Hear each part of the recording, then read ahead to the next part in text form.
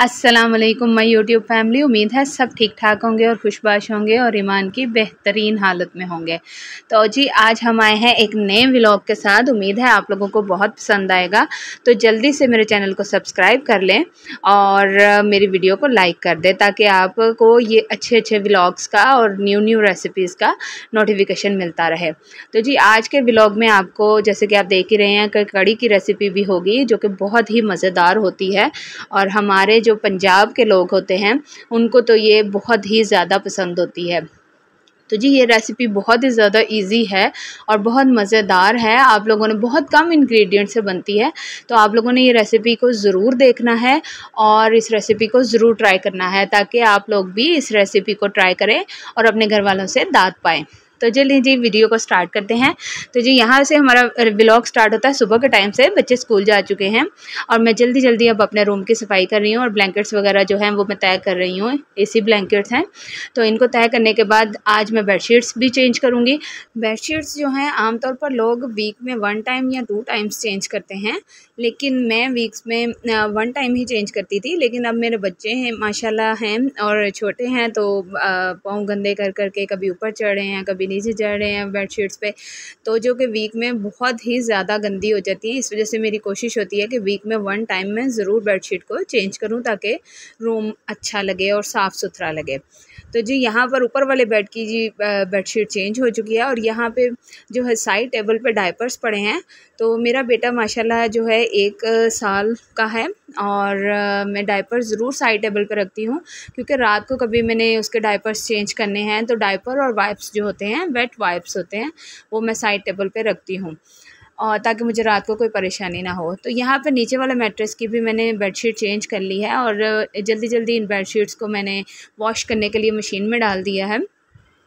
और जो नीचे वाला मैट्रेस है तो मेरे बच्चे भी मेरे साथ रूम शेयर करते हैं, तो क्योंकि छोटे बच्चे हैं तो वो अपने रूम में नहीं सोते, तो वो हमारे साथ हमारे रूम में ही होते हैं।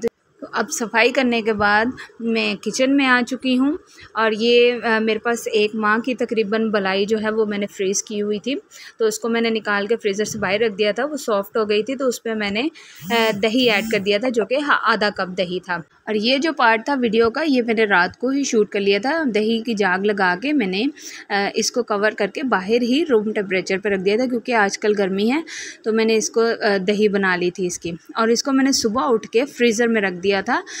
इसको काफ़ी ज़्यादा ठंडा होना चाहिए तभी आपकी बलाई में से जल्दी से मक्खन निकलेगा। तो आप देख सकते हैं इसकी थिकनेस से कि ये कितना ठंडा है, इवन बर्फ़ के करीब ही था, लेकिन इसमें बर्फ़ नहीं होनी चाहिए क्योंकि फिर आपका वो ब्लेंडर ख़राब हो सकता है। तो अब यहाँ पे मैं पानी ऐड कर दूँगी और इसी तरह मैं इसको ग्राइंड करके 1 से 2 मिनट में इसके ऊपर बहुत अच्छी सी और बहुत मोटी सी तय आ जाएगी मक्खन की। तो अगर आप इसी तरीके से मक्खन निकाला करें जाग लगा के तो ये जो बहुत अच्छा तरीका है और इस तरीके से मक्खन बहुत अच्छा और बहुत जल्दी आता है। कुछ लोग सादी बलाई को ही ऊपर रख देते हैं चूल्हे पे और उसमें से घी निकाल लेते हैं, तो वो भी तरीका ठीक है, लेकिन उस तरीके से घी बहुत कम निकलता है और बहुत देर से निकलता है। तो ये तरीका ज़्यादा अच्छा है। और इसमें जो बटर मिल्क होता है जो कि इसकी लस्सी होती है ये भी बाद में यूज़ हो जाती है, और मैं इसी लस्सी से ही आज आपको कड़ी बनाने की तरकीब भी बताऊंगी जो कि बहुत ही ज़्यादा मज़े की और लजीज होती है। तो यहाँ पर मैंने सारी बलाई को ऐसे ही ग्राइंड करके एक बड़े से बर्तन में ले लिया है, इकट्ठा कर लिया है, और इसमें मैंने जो है बर्फ़ का एक बाउल भी शामिल किया है, क्योंकि मक्खन बहुत ज़्यादा ठंडा होगा तो बहुत जल्दी ऊपर आ जाए। और ऐसे आप फटाफट इसमें से सारा मक्खन जो होगा वो इकट्ठा होकर ऊपर आ जाएगा और आप जल्दी से इसमें से सारा मक्खन जो है वो निकाल लेंगे आसानी से। तो मैं इसमें से आप देख सकते हैं कि माशाल्लाह कितना ज़्यादा मक्खन निकला है और मैंने इसको प्लेट में इकट्ठा कर लिया है सारा बर्फ़ के मक्खन के मैंने बॉल बना के एक प्लेट में मैंने निकाल लिए हैं माशाल्लाह। और ये जो इसका बटर मिल्क है ये मैं बिल्कुल वेस्ट नहीं करूँगी, इसको मैं साइड पे रख दूँगी। और देख सकते हैं इसमें से मैंने सारा बटर निकाल लिया है, मक्खन निकाल लिया है, और माशाल्लाह देखें कितना अच्छा और कितना ज़्यादा मक्खन इसमें से निकला है। अब इसको मैं बाद में हल्की आंच पे आप इसको गरम करके इसमें से आराम से इसमें से घी निकाल सकते हैं। और अगर आपको नहीं निकालना आता तो इस पे एक मेरी वीडियो भी है, आप मेरे चैनल पे देखें, आपको आसानी से एक वीडियो मिल जाएगी और उसमें बहुत ही ईजी तरीके से मक्खन निकालने का तरीका बताया गया है। तो जी यहाँ पे मैं अब फटाफट बर्तन मैंने कहा वॉश कर लूँ। और एक प्लेट जो पहले मैंने आपको दिखाई है वो अंडे वाली प्लेट थी। तो मैं यहाँ पर आप लोगों को एक टिप भी देना चाहूँगी कि अक्सर हम अंडे वाले बर्तन जब धोते हैं तो हमारे सारे बर्तनों में से अंडे की स्मेल आने लग जाती है। तो आपने जो अंडे वाले बर्तन होते हैं उनको बिल्कुल साइड पर रख देना है, और जो बाकी तमाम बर्तन होंगे उनको पहले आपने अच्छी तरह धो लेना है। और जगह जब खाली हो जाएगी, जब एंड वाले सिर्फ बर्तन अंडे वाले रह जाएंगे, तो आपने सारे बर्तनों को नीचे रख लेना है सिंक के अंदर, और उनको पहले पानी से अच्छी तरह वॉश कर लेना है ताकि अगर कोई अंडा वगैरह उनके साथ लगा हुआ तो वो सारा उतर जाए। और उसके बाद आपने फिर जो स्पंज पे डिश वॉश लगा के तो फिर अच्छी तरह आपने वो बर्तन धो लेने हैं। तो ऐसे आपके बर्तनों में से बिल्कुल भी अंडे की स्मेल नहीं आएगी। और एक और टिप की जो चाय पत्ती होती है वो आपने बिल्कुल भी इसके अंदर नहीं फेंकनी, नहीं तो वो आपका ड्रेन सिस्टम जो है वो ब्लॉक कर देगी। तो जी यहाँ पर मैं बर्तन धोकर फ्री हुई हूँ तो मेरी बेटी स्कूल से आ गई है माशाल्लाह, और वो अपने लंच बॉक्स में जो फ्रूट वगैरह थे वो घर आके खा रही है। तो मैं जल्दी जल्दी यहाँ पर बच्चों के लिए आलू का पराठा बना रही हूँ।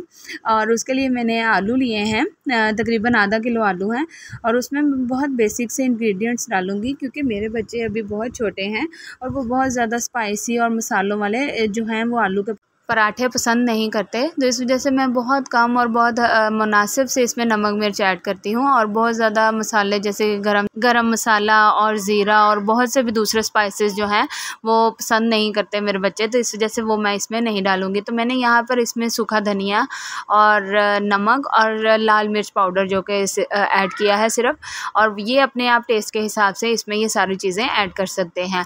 और उसके बाद इनको अच्छे से एक मैशर की मदद से मैं आलूओं को अच्छे से मैश कर लूँगी। और आलूओं को मैश करने के बाद मैं इसमें जो है वो धनिया और सब्ज़ मिर्च जो है इसमें काट के बारीक बारीक काट के शामिल कर दूँगी। बहुत कम मैंने ऐड की है क्योंकि फिर वही बात के बच्चे नहीं पसंद करते, बहुत स्पाइसी हो जाता है। तो आप ये सब्ज़ मिर्च जो है वो अपने टेस्ट के अकॉर्डिंग इसमें ऐड कर सकते हैं। तो अब मैं फटाफट यहाँ पर जो है आलू के पराठे बना लूँगी क्योंकि बच्चे स्कूल से आ गए थे तो वो बार बार शोर कर रहे थे कि मामा भूख लगी है, जल्दी से पराठा ले आएँ। और आलू के पराठे तो वैसे भी हर बच्चे के फेवरेट होते हैं और मेरे बच्चों के तो बहुत ज़्यादा फेवरेट है। तो मैंने फटाफट बच्चों को आलू के पराठे बना के दिए और बच्चों ने खाने के बाद यहाँ पर विक्ट्री का निशान बनाया और उन्होंने कहा मामा आज तो बहुत ज़्यादा मज़ा आया और बहुत ज़्यादा मज़े और क्रिस्पी आलू के पराठे बने हैं। और यहाँ पर आलू के पराठों पर जो मैंने मक्खन की अभी रेसिपी शेयर की थी तो वो मैंने मक्खन के आलू के पराठे बच्चों के लिए बनाए हैं। और मक्खन की तासीर चूँकि ठंडी होती है तो इस वजह से मैं मक्खन यूज़ करती हूँ जब मैंने ताज़ा बनाया हो, और 1-2 दिन के बाद फिर मैं उसका देसी घी बना लेती हूँ। तो जी मक्खन के बहुत ही हेल्दी आलू के पराठे यहाँ पर रेडी हैं और हम लोग माशाल्लाह ये बहुत मज़े लेके बच्चों ने खाए और हमें बहुत ज़्यादा मज़ा आया। तो आप लोग भी ज़रूर अपने बच्चों के लिए आलू के मक्खन वाले पराठे बनाइएगा। तो जी यहाँ नाश्ता हम लोगों ने, नाश्ता तो नहीं मैं कहूँगी, दोपहर का टाइम था क्योंकि बच्चे स्कूल से आए थे।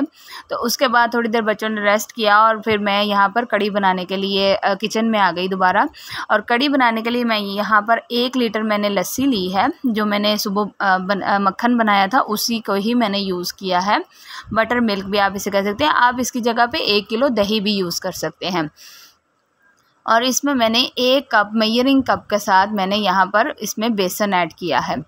और बेसन आपने अच्छी तरह इसको छान लेना है ताकि इसमें कोई गुठलियाँ और लम्प्स वगैरह ना हो और ये मट्टी वगैरह ना हो।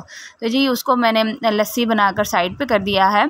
और यहाँ पर मैंने एक कढ़ाई जो है वो चूल्हे पर रख ली है और उसमें मैंने अब यहाँ पर ऑयल शामिल कर दिया है जो कि तकरीबन आधा कप के करीब है। और इसमें मैं शामिल करूँगी मेथी दाना। मेथी दाना के तकरीबन 8 से 10 दाने मैं सिर्फ शामिल करूँगी इसमें। इसका बहुत ही अच्छा और लजीज इसमें टेस्ट आता है। तो आप लोगों ने ये ज़रूर मेथी दाना इसमें ऐड करना है और फिर आपने आके बताना है कि आप लोगों को ये रेसिपी कैसी लगी। तो जी मेथी दाना को सिर्फ 1-2 मिनट के लिए मैंने भूनने के बाद यहाँ पर एक प्याज इसमें मीडियम साइज़ की जो है वो मैंने इसमें शामिल कर दी है। और प्याज का जैसे ही हल्का सा कलर होगा चेंज तो फिर इसमें बाकी मसाले ऐड करेंगे। और यहाँ पर जो मक्खन है वो भी मैंने यहाँ घी बनने के लिए चूल्हे पर रख दिया है। और प्याज का यहाँ पर कलर जो है वो लाइट पिंक हो चुका है और उसमें मैंने तकरीबन 8 से 10 सब्ज़ मिर्चें ऐड की हैं और इनका भी कड़ी में बहुत अच्छा टेस्ट आता है। तो आप लोगों ने ये सब्ज़ मिर्चों को थोड़ी ज़्यादा मिकदार में ज़रूर ऐड करनी है। और 2 मिनट इनको फ्राई करने के बाद इसमें मैं मसाले वगैरह ऐड कर दूँगी, जो कि नमक, सुरख मिर्च और सूखा धनिया और हल्दी पाउडर है। हल्दी पाउडर इसमें थोड़ा ज़्यादा डलेगा क्योंकि कड़ी का कलर ही हल्दी पाउडर की वजह से होता है। और हल्दी पाउडर यहाँ पर मैंने हाफ़ टेबल स्पून से थोड़ा सा ज़्यादा ऐड किया है और सूखा धनिया मैंने 1 टेबल स्पून इसमें ऐड किया है। और मैंने इसमें कसूरी मेथी जो है 1 टेबल स्पून लेके उसको अच्छे से क्रश करके हाथ से, और वो मैंने इसमें शामिल किया। और मसाला भूनने के बाद जो मैंने यहाँ पर मिक्सचर रेडी किया था लस्सी और बेसन का, वो मैं अब आहिस्ता आहिस्ता इसमें शामिल करूँगी और साथ साथ मैं चम्मच चलाऊँगी ताकि इसकी अच्छी से भुनाई हो जाए। और इसको अच्छी तरह भूनने के बाद इसमें फिर मैं पानी ऐड करूँगी ताकि इसमें बेसन का थोड़ा कच्चापन ख़त्म हो जाए और लस्सी की जो बसांत होती है वो भी इसमें से ख़त्म हो जाए। तो यहाँ पर अब मैंने एक लीटर लस्सी ली थी और यहाँ पर मैं 2 लीटर और पानी इसमें ऐड कर रही हूँ। जैसे कि आप देख रहे हैं, जग भर भर के दोनों मैंने 2 दफ़ा ऐड किए हैं। और अब इसको मैं उबाल आने तक आपने इसका ख़ास ध्यान रखना है क्योंकि कड़ी को बॉयल आता है वो 1 मिनट में बाहर गिर जाती है। इस मौका पर आपने इसको बिल्कुल भी नहीं छोड़ना और उसका फ़ौरन ध्यान रखना और चम्मच चला देना है इसमें अच्छी तरह, जब तक कि कड़ी में उबाल ना आ जाए। जब ये हल्की जब इसमें बॉयल हो जाएगी ये, तो आपने इसको कवर करके पकने के लिए छोड़ देना है, फिर इसकी कोई टेंशन नहीं है। तो यहाँ पर मक्खन भी हमारा साथ साथ जो है वो घी बनने का प्रोसेस शामिल है। मैंने यहाँ पर बहुत हल्की आंच पे रख दी है मक्खन को। और कड़ी हमारी जब तक पक रही है तो हम यहाँ पर अपने पकौड़ों की तैयारी कर लेते हैं। उसके लिए मैंने यहाँ पर 2 अदद आलू लिए हैं, 1 अदद मैंने मीडियम प्याज ली है और 1 से 2 मैंने हरी मिर्चें इसमें बारीक काट के शामिल कर दी हैं। और यहाँ पर मैंने पालक ऐड किया है। पालक से पकौड़ों का बहुत ही अच्छा टेस्ट आता है और पालक से पकोड़े बहुत ज़्यादा क्रिस्पी और खस्ता बनते हैं। तो आप लोगों ने पालक ज़रूर शामिल करती हैं। और ये मसाले हैं, इसमें मैंने नमक, सुरख मिर्च, हल्दी, गरम मसाला पाउडर, सूखा धनिया, कसूरी मेथी, ज़ीरा और 2 चुटकी अजवाइन भी इसमें शामिल की है। तो ये सारे मसाले आप अपने टेस्ट के हिसाब से पकौड़ों में शामिल कर सकते हैं। और यहाँ पर मैंने 2 चुटकी जो है मीठा सोडा भी इसमें शामिल किया था, जो कि आप लोगों ने ज़रूर शामिल करना है, जिसकी वजह से ये पकौड़े बहुत ही अच्छे और फूले फूले बनेंगे। और यहाँ पर मैंने तकरीबन 2 कप इसमें बेसन ऐड किया था और पानी डालकर मैंने इसको अच्छे से एक मुनासिब मिक़दार की इसकी कंसिस्टेंसी रख के इसको मैंने घोल लिया था। तो आपने क्या करना है कि अगर आपको बेसन ज़्यादा नहीं पसंद तो आप थोड़ा बेसन इसमें ऐड करके पहले इसको मिक्स करके देख लें। अगर आपको कम लगे तो आप फिर ऐड करिएगा और बहुत ज़्यादा भी बेसन ऐड नहीं करना। अब ये देखें, इसमें जो मिक्सचर है सारी चीज़ें वो नज़र आ रही हैं, तो बेसन आपने इतना ही ऐड करना है। बहुत ज़्यादा बेसन जो होता है वो बिल्कुल भी पकौड़ों का टेस्ट ख़राब कर देता है। तो अब फटाफट हमारी कड़ी पक रही है तो हम पकौड़े बना लेते हैं। और पकौड़ों के लिए मैंने एक फ्राइंग पैन मेरा एक्चुअली थोड़ा बड़े साइज़ का है, इस वजह से मैं इसमें पकौड़े फ्राई करूँगी। अगर आपके पास कोई कढ़ाई है तो आप कढ़ाई रखिएगा ताकि आपके पकौड़े जल्दी और फटाफट बन जाएँ। तो इसमें मैंने ऑयल शामिल कर दिया है पकौड़ों के लिए गर्म होने के लिए, और साथ साथ मैं कड़ी को भी चम्मच चलाऊंगी। अब यहाँ पर मेरी कड़ी तकरीबन 1 से 1.5 घंटा हो गया उसको पकते हुए, तो मैं हल्की आंच पे कड़ी को ढक के पकने के लिए रख दूँगी और साथ मैं फटाफट यहाँ पर पकौड़े बना लूँगी। अब पकौड़ों का बैटर आपने एक स्पून के साथ शामिल करना है और बहुत ज़्यादा बड़े पकौड़े नहीं लेने और बहुत छोटे भी पकौड़े इसमें अच्छे नहीं लगते। तो आपने दरमियाने साइज़ के इसमें पकौड़े बनाने हैं और दरमियाने साइज़ ही इसमें अच्छा लगता है। और पकौड़े बहुत ज़्यादा आपने पतले नहीं बनाने और बहुत ज़्यादा आपने मोटे भी नहीं बनाने। तो उम्मीद है आप मेरी बात समझ चुके होंगे कि आपने कैसे पकौड़े बनाने हैं। तो पकौड़ों को जी मैंने फ्राई कर लिया है और इसी तरह मैंने बारी बारी तमाम जो हैं पकौड़ों के मैंने इसमें पूल निकाल लूँगी। अब पकौड़े मैं इसमें अच्छी तरह भर के शामिल करूँगी ताकि एक दफ़ा में हमारे थोड़े ज़्यादा पकौड़े निकल आएँ।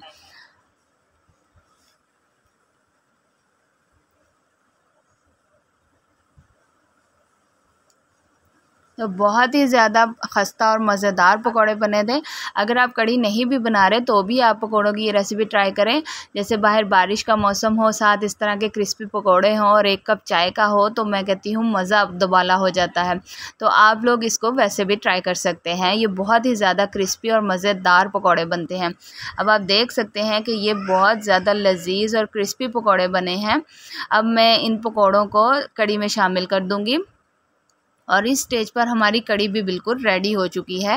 تو کڑی کو میں آپ نے جب پکوڑے ایڈ کرنے ہیں تو آپ نے نیچے فلیم کو آف کر دینا ہے، نہیں تو پکوڑے آپ کے جو ہیں وہ بہت زیادہ ٹوٹ جائیں گے اور کڑی میں مکس ہو جائیں گے۔ تو یہاں پر میں نے فلیم آف کر دیا ہے اور اس کو ڈھک کے رکھ دیا۔ اب میں کڑی کے لیے بگار بناؤں گی۔ تو میں نے آئل پہلے زیادہ شامل کر لیا تھا، اس وجہ سے میں یہاں پر بہت کم اور مناسب سا آئل شامل کروں گی۔ اور میں نے یہاں پر زیرہ شامل کیا ہے، اور میرے پاس جو ہے گول مرچیں نہیں تھی ثابت، تو میں نے یہاں پر ان کا جو ہے کوٹی ہوئی مرچیں شامل کر لی ہیں، تو اس کا بھی بہت اچھا ٹیسٹ آتا ہے۔ تو آپ نے یہ ریسیپی ضرور ٹرائی کرنی ہے۔ دیکھیں کتنی شاندار ریسیپی بنی ہے، اور آپ نے ضرور ٹرائی کرنی ہے اور بتانا ہے کہ کیسی بنی۔ چلے جی، ملتے ہیں نیکسٹ ولاگ میں۔ اللہ حافظ۔